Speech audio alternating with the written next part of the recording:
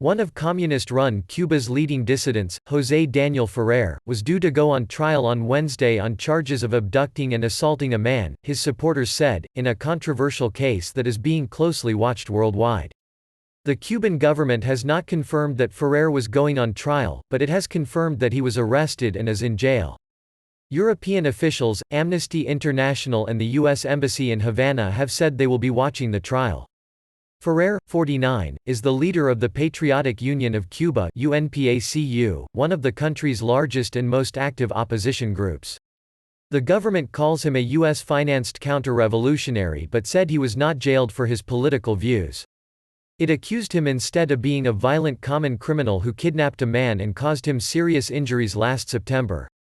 Supporters of Ferrer, who was arrested last October 1, say the charges are false and merely an attempt to silence a vocal critic. They say the trial, which foreign media have not been invited to cover, is a sham.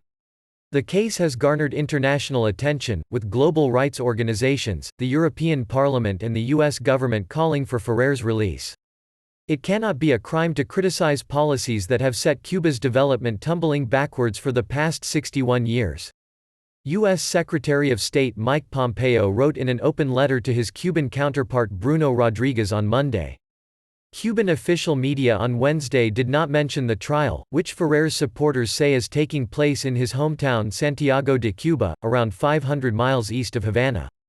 The lawyer assigned to the activist by the state informed Ferrer's wife Nelva Ortega late on Tuesday that the trial would start on Wednesday at 0830, according to Ferrer's sister Ana Belkis Ferrer. Ortega could not immediately be reached for comment. Ferrer's sister, who lives in the United States, told Reuters she had been keeping in touch with Ortega and UNPACU members by phone, but their lines appeared to have been cut on Wednesday. Very early in the morning, they told me the courthouse had been besieged by security agents, she said. Ferrer was one of 75 dissidents arrested in 2003 during a nationwide crackdown known as the Black Spring. He was released on parole in 2011 and soon after formed UNPACU. In recent years, it had become unusual for the authorities to arrest a prominent dissident figure for more than a week, although they continued to regularly detain rights activists for a few hours or days.